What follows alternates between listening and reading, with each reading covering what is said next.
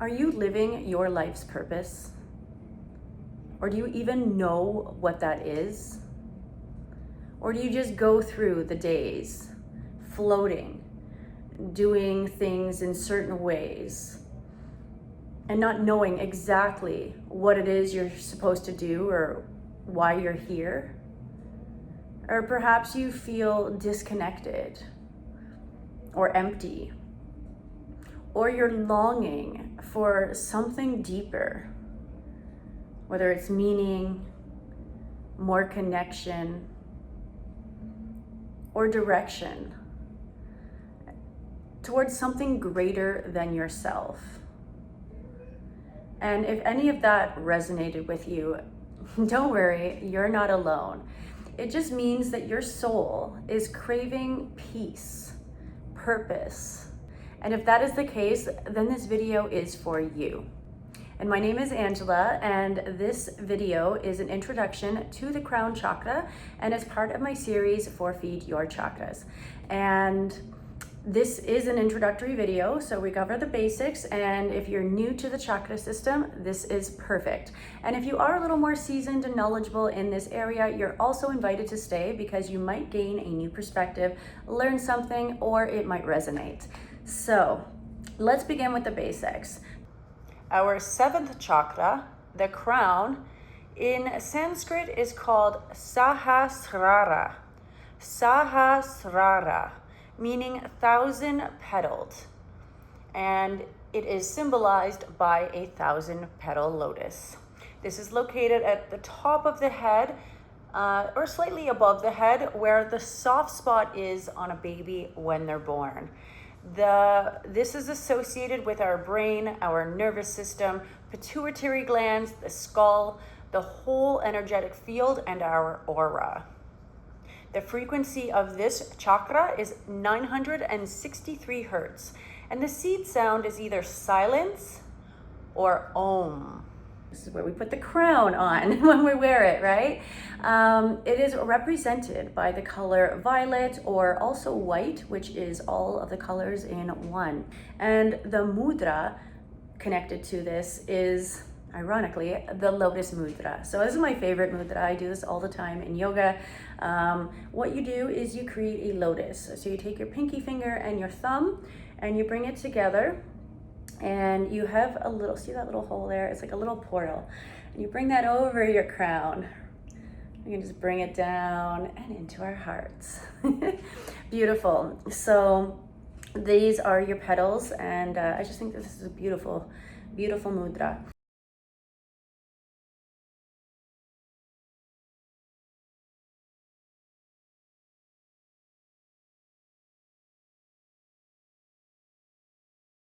Also, very symbolically, the crown chakra points up towards the heavens. It's our gateway to source, and the root chakra is the chakra that points down, connecting us, anchoring us into the ground, Mother Earth. Another interesting fact about the crown chakra is that when we're born, we have a soft spot on our head, and this is the last part of our body to really form. And it happens after we've entered this realm through the portal of our mother.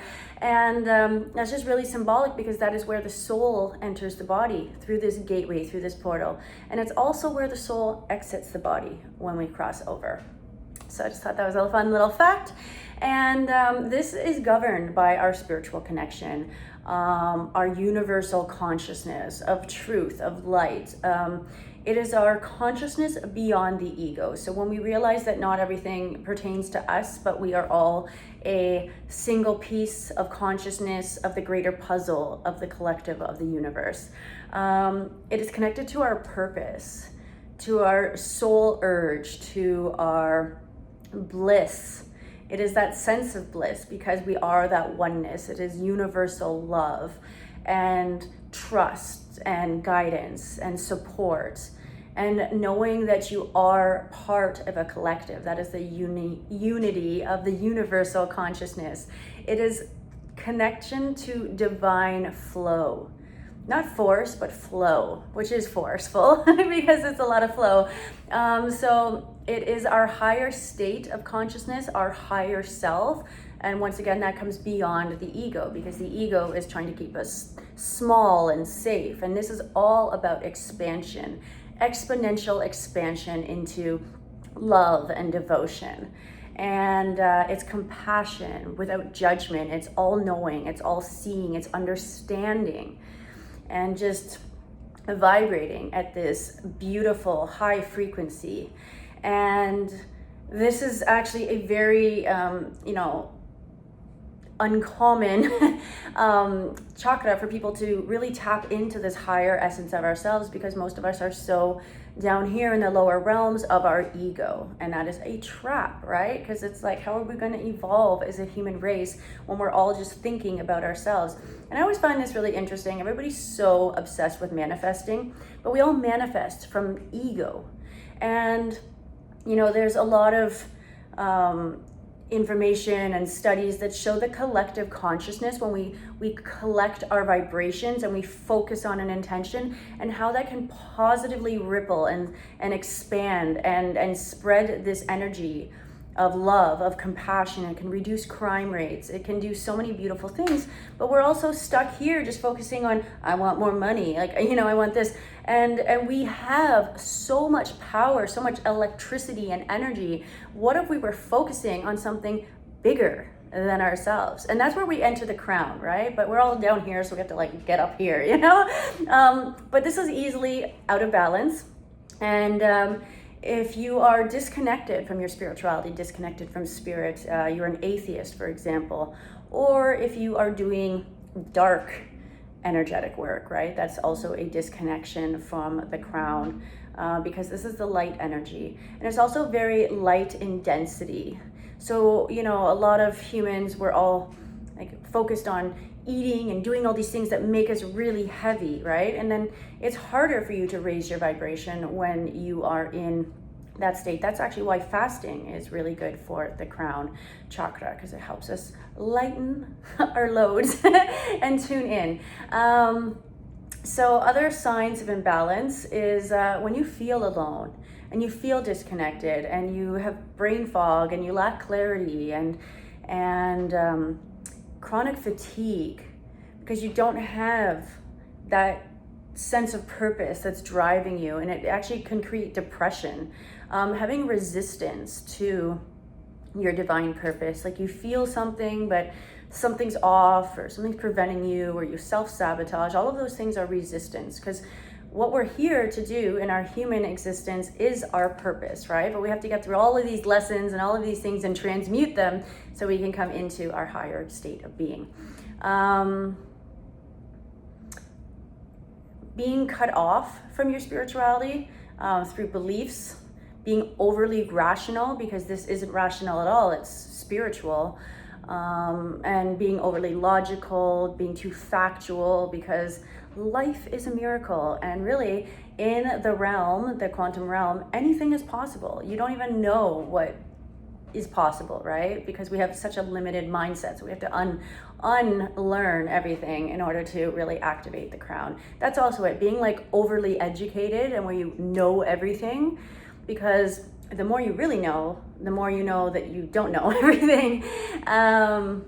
So resistance to divine timing, right? There is no time in the linear fashion that we believe it is, because that is a third dimensional construct of measurement, right? But divine timing means things can happen. The only moment really that exists is the present, right? The past is in our minds, and the future is also in our minds. And so what you need to do is align with the divine in the present moment. But by having this need to control everything, you're actually creating resistance from whatever it is that the universe is trying to bring you to. Being overly critical, cynical, feeling unsupported, feeling disconnected from other people as well, because we are all one.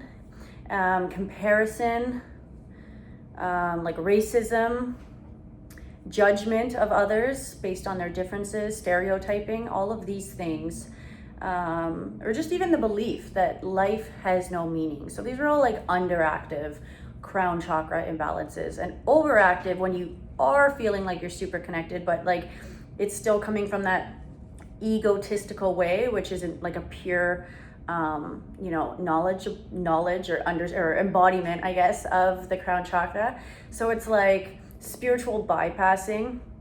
You want to be spiritual and like light all the time, that you completely ignore what is going on in the world when it is affecting populations or whatever, because it doesn't affect you, because everything does affect you. Like the butterfly effect is real. What happens over there affects us all in some way, shape, or form. And so spiritual bypassing is a very common thing that happens to spiritual people. They just don't want to face the darkness. I'm not doing shadow work as well, because not everything's love and light. Like we need that, we need the light in order for the darkness to exist, and vice versa. Escapism as well. Like if you're always doing plant medicine and you're not actually integrating, you just love that like euphoric bliss, right, that you experience, but then you're not actually doing the work, that is also a form of spiritual bypassing.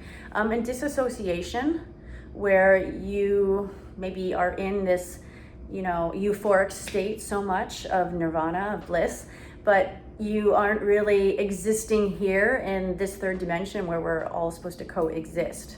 Being addicted to spiritual concepts like the metaphysical world, or conspiracies. And once again, just lack of integration, lack of doing your own assessments of what is right or what is wrong, and judgment of other people.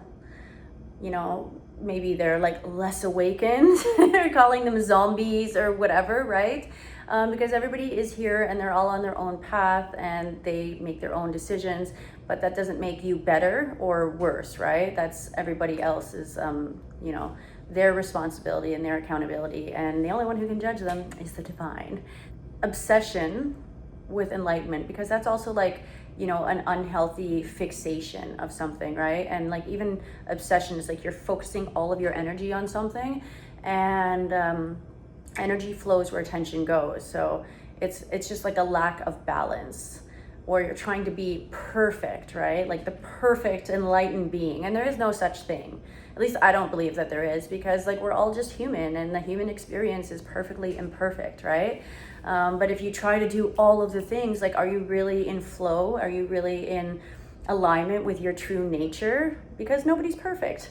And we all have, likes and guilty pleasures and whatever. And it's important to enjoy whatever brings you joy, but within balance. And being ungrounded, this is quite common, because a lot of spiritual people are up here connected to the divine, but then like their life down here in the third dimension, on earth, in this reality that we're all supposed to be coexisting, is completely chaotic. They've got they're not grounded, they have money blocks, or their emotions are all out of whack and they don't know how to process them, or whatever the case is, right? But that is an overactive crown chakra, because they're just up here so connected to spirit that they're like not connected to life in the third dimension. Just being forgetful, like you're so in your head and like everything just like aloof, right? Like you're like up here and like life is just happening and you just like, it kind of like passes you by, right? There's ways to nourish the crown chakra. So if it is out of balance or out of whack, there's lots of things you can do. Since the mantra is silence, doing a silent meditation or prayer is very powerful. You can do Om chanting, gratitude as well. It just brings you into that higher vibration of appreciation. You can do breath work for stillness. Breath work is very powerful in like whatever it is. You can do all sorts of spiritual rituals. You can create an altar to honor the divine in yourself and in others. You can make offerings with flowers. Taking a walk in nature and just really appreciating God's creator and all of the beautiful beings that we have surrounding us every single day. Going out at night and stargazing, feeling connected to the cosmos. These are all really powerful. I'm sure that there's a lot more, but that's all I can think of for now. for me, an experience I had with the Crown Chakra, I actually went to a Vipassana meditation.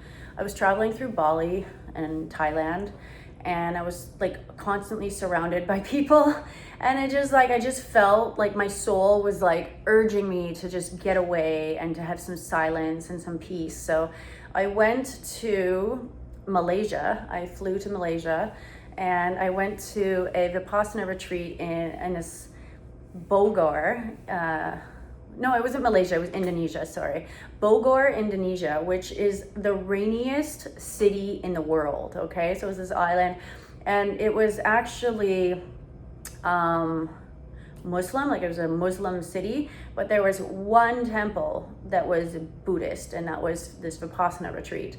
And I meditated. I actually had guided meditations, like I was very, practiced already. But they don't really want you to be practiced because they want to teach you your own practice, and you're actually forbidden to do other practices because that kind of degrades the teachings that they're giving you. Yeah, it's not my preferred meditation. Sometimes my body actually will just kind of do it, like my metaphysical memory will like sometimes take me into like Vipassana, which is just basically like a body scan of the body, and you're in silence, and it's kind of an intense practice. Aside from the fact that it's 10 days of just silence, like you're waking up at 4 o'clock in the morning and like praying and meditating all day in silence, and it's very uncomfortable if your body isn't used to sitting still or like in cross-legged, like your legs will fall asleep and stuff. But I was doing my Vipassana, and you're not supposed to think about anything, you're just supposed to scan, and it's basically like your thoughts have energy and it becomes this magnet, and like you're magnetizing your body. It's really really cool. And so anyways, you're not supposed to think about anything, and I didn't really tell anybody that I was in this Vipassana because I was traveling, and I'd been traveling for months, and it just didn't even occur to me. But during the meditation, I kind of cheated because I started sending my dad energy because he had just recently recovered from cancer, stage 4 cancer. This was like many years ago. And I was just sending him energy in this state because I know that you can send energy.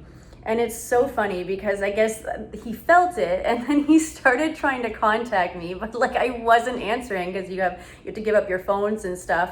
And my whole family was like worried about me, and they were like messaging people and like sending out alerts because they were like actually thought something happened to me on this trip, which was like kind of, it's funny now in like retrospect, but I didn't expect that to happen at all, right? Because it never happened before.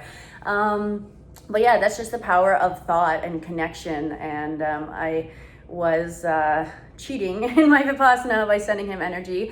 So it's on my own fault for making them worry. But yeah, it was really cool. And it is a really powerful practice, Vipassana. I do recommend it if you can manage to take 10 days. They won't do anything less than 10 days, which I think is valid because you need to embody it into your practice. It's pretty intense. But it was life-changing, and it actually really deepened my practice in other things. Like I said, I don't really do Vipassana a lot, but sometimes like I meditate and I don't have any agenda. I just like will be meditating, and my body will start to do different things. And sometimes I'm like aware, I'm like, oh, I'm doing like a Vipassana, like I can feel the energy. So if that is interesting to you, there's Vipassanas all over the world. It's a very powerful practice, and it does connect you to the crown because all you're doing is just focusing on energy. It's cool. Anyways, thank you for watching and listening if you made it this far. And if you liked this video, please give it a little like, and don't forget to subscribe to support the channel, and I will see you in the next video. Bye.